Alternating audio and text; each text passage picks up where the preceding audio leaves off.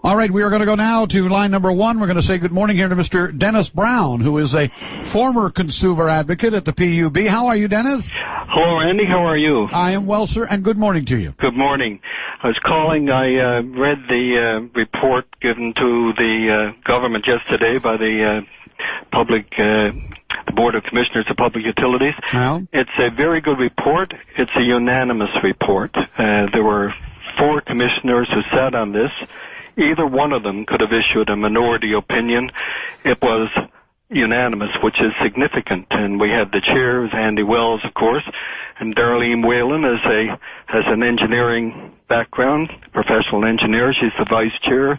Dwanda Newman is a lawyer, and James Oxford, I think he was a city official out your way. He was, yep. Yeah. He was director of public works and infrastructure, yep, for many years. So they issued a unanimous report. It wasn't the report the government wanted, but it's a report that I encourage most of your listeners to read, or at least look at the synopsis, because it raises some very important issues. Basically, the PUB was given 5% of the information available, but the government was looking for 100% endorsement of the project.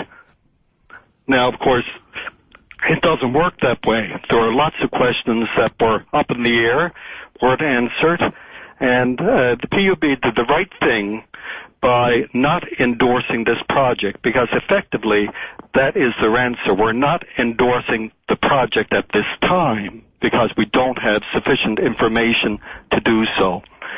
And in the report as well, they looked and made comment about all the other options that people came forward to tell them about.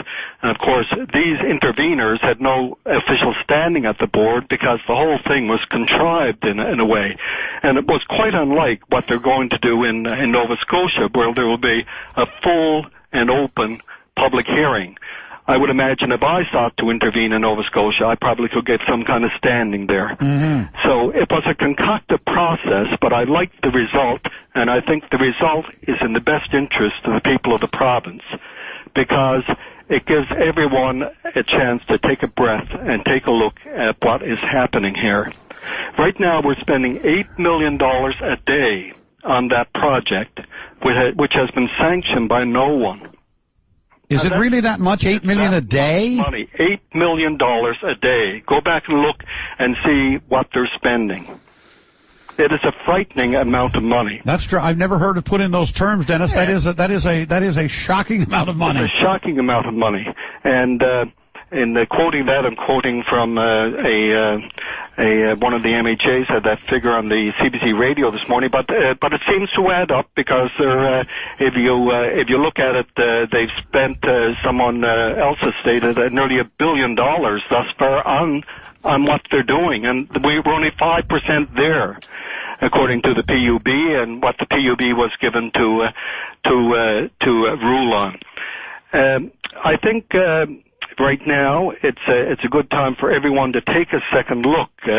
Some people were saying this project is inevitable. Well, it's not. Well, I've certainly said it. I've certainly said at this point in time it's a done deal. Let's stop fighting about it and move on. No, and you were criticized for waving the white flag, and that was your opinion. Well, it wasn't. I wasn't waving the white flag, Dennis, as much as I was saying to quote Danny Williams at one point here. Right, you have to pick your fights. Choose the hill you're willing to die on. The House is going to be open for 5 or 6 weeks, and you're the opposition, and you're going to fight a battle for which the outcome is already known. No, let's move on. Fight about fisheries then. That's kind of where I was coming from. Okay, well, from the people's perspective, this will put us in debt. It will double our provincial debt. It will give us some of the most expensive electricity rates in North America. They're only paying 18 cents a kilowatt right now in New York City. It's supposed to come down. But Dennis, we're going to have 17 cents a kilowatt here. I hear you. Here's the part that's disturbing about all of this at the end, and the devil is always in the details. Dennis Brown, you'd be up on this better than most. You're a former, consumer advocate at the PUB, etc. If you know this, we're going to double the debt. We're putting on a thing we can't sell. This is not a good deal. If you know this, and I know this, and somebody else knows this, Ed Martin knows it. Kathy Dunderdale knows it. Tell me, what is their motivation beyond trying to do the very best they can for the province? Well, it's this old saying, I think they opted into this early on and said it looked good to them, and then they got locked into it. They start spending this money. So that old expression, they all drank the Kool-Aid, I think it might apply in this particular You mean now instance. they're just doing what they say in business you should never do, and that's now you're chasing it. You're chasing the result no matter what. Yeah, they're chasing the result, and I don't think the result is there for them. I would be very surprised because they have no markets. Remember, when this was started, Randy, we were told they would have markets into the eastern United States and into eastern Canada. They don't have one market. They have no chance of getting one.